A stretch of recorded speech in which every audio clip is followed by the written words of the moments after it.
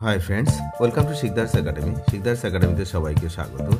এই ভিডিওতে আমরা শিক্ষকদের টেট পাস বাধ্যতামূলক সংক্রান্ত একটি মামলা, যেটি সুপ্রিম কোর্টে আজ শুনানি হয়েছে, সেই সম্পর্কে বিস্তারিত আপডেট নেব। আপনারা জানেন যে ত্রিপুরা হাইকোর্টের একটি রায় ছিল যে 2001 থেকে 2011 সালের মধ্যে নিযুক্ত যে সমস্ত শিক্ষক শিক্ষিকা রয়েছেন তাদের টেট বাধ্যতামূলক নয়। এই রায়কেই চ্যালেঞ্জ করে ত্রিপুরা সরকার সুপ্রিম কোর্টের দ্বারস্থ হন এবং সুপ্রিম কোর্টের যে যুগান্তকারী রায় গত 1 সেপ্টেম্বর 2025 দিয়েছিলেন দীপঙ্কর দত্তের ডিভিশন বেঞ্চ, মাননীয় বিচারপতি, তো সেই বেঞ্চেই কিন্তু শুনানি ছিল এবং নির্ধারিত সময় আজ শুনানি হয়। এবং আমরা এই ভিডিওতে জানব যে এই শুনানিতে ঠিক কী হয়েছিল, কী হয়েছে এবং এর পরবর্তী শুনানি কী এবং শিক্ষকদের কি কোনো সুবিধার দিক দেখা যাচ্ছে কি না।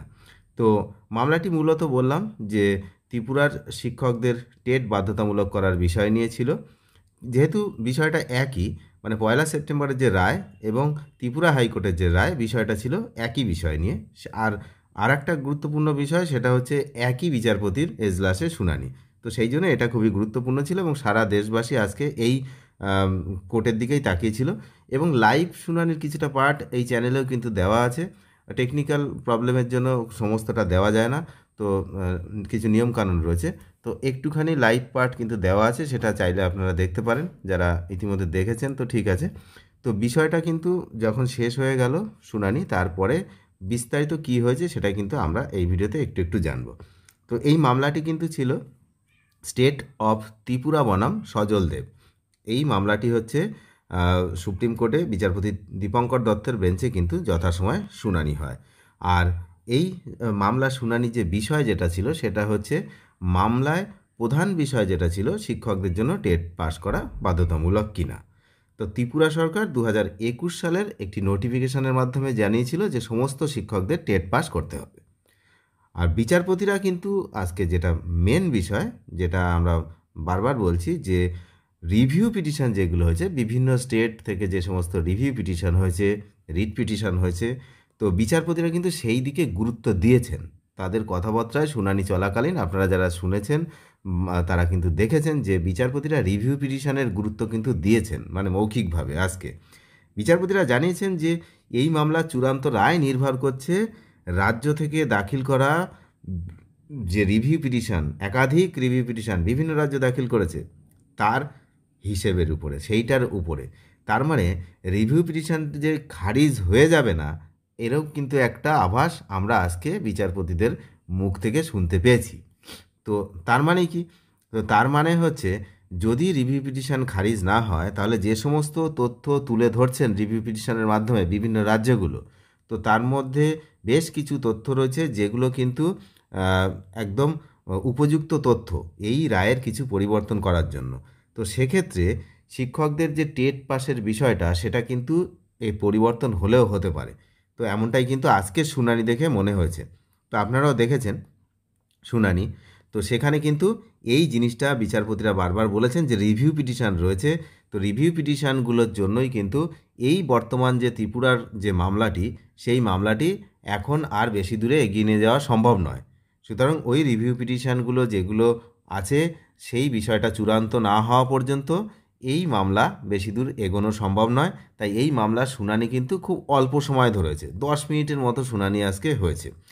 এবং তিনি আর দুটো পদক্ষেপও কিন্তু করেছেন বিচারপতি। সেই পদক্ষেপগুলো আমরা জানব। সেটা হচ্ছে যে পরবর্তী শুনানি, আর তার আগে শুনানির যে সময়সীমা দিয়েছেন, তিনি দিয়েছেন যে 19 নভেম্বর 2025, অর্থাৎ 1 মাসেরও বেশি সময় পরে শুনানি। তার মানে বুঝতেই পারছেন যে ছুটি রয়েছে, তারপরে এতগুলো রিভিউ পিটিশন রয়েছে, তো সেইগুলোর বিষয় আসবে নিশ্চয়ই এর মধ্যে। এবং আরেকটি বিষয় যে এফিডেভিট জমা করার কথা বলেছে দুই পক্ষকেই, সমস্ত পক্ষকেই 2 সপ্তাহের মধ্যে তাদের বক্তব্য এফিডেভিট আকারে জমা দেওয়ার নির্দেশ দেওয়া হয়েছে। তো 2 সপ্তাহ আর 1 সপ্তাহ, টোটাল 3 সপ্তাহ যেমন থাকে আপনারা জানেন।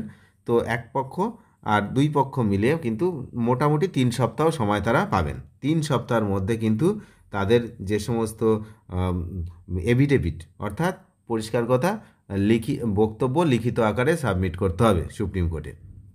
এবার এই যে বিষয়টা হলো, এই বিষয়ে তাহলে আমরা কি আশা করতে পারছি, যে যেহেতু বিচারপতিরা রিভিউ পিটিশনকে গুরুত্ব দিয়েছেন, তাই আমরা কিন্তু মনে করছি যে শিক্ষকরা কিছুটা কিন্তু ছাড় পেতে পারেন।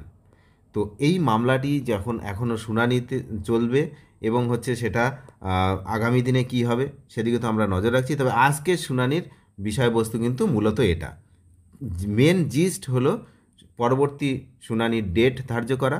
এই শুনানি এখন পুরোপুরি সম্পন্ন না করা, তার কারণ অনেকগুলো রিভিউ পিটিশন হয়েছে, রিট পিটিশন হয়েছে বিভিন্ন স্টেট থেকে। এই যে রায়, সেই রায়কে পুনর্বিবেচনার জন্য বিচারপতিরা সেদিকে কঠোরভাবে নজর রেখেছেন এবং তারা পরিষ্কার ওখানে বলেছেন যে আমরা ইতিমধ্যে নজর রেখেছি যে অনেকগুলো রাজ্য থেকে এই যে রায়, সেই রায়কে রিভিউ করার জন্য রিভিউ পিটিশন দাখিল হয়েছে। একদম এই কথাটি বিচারপতিরা আজকে বলেছেন। তো সেই জন্য এই একই বিষয় নিয়ে যেহেতু এই ত্রিপুরার মামলাটি, তাই এই মামলাটি এই মুহূর্তে এর থেকে বেশি এগোনো সম্ভব নয়।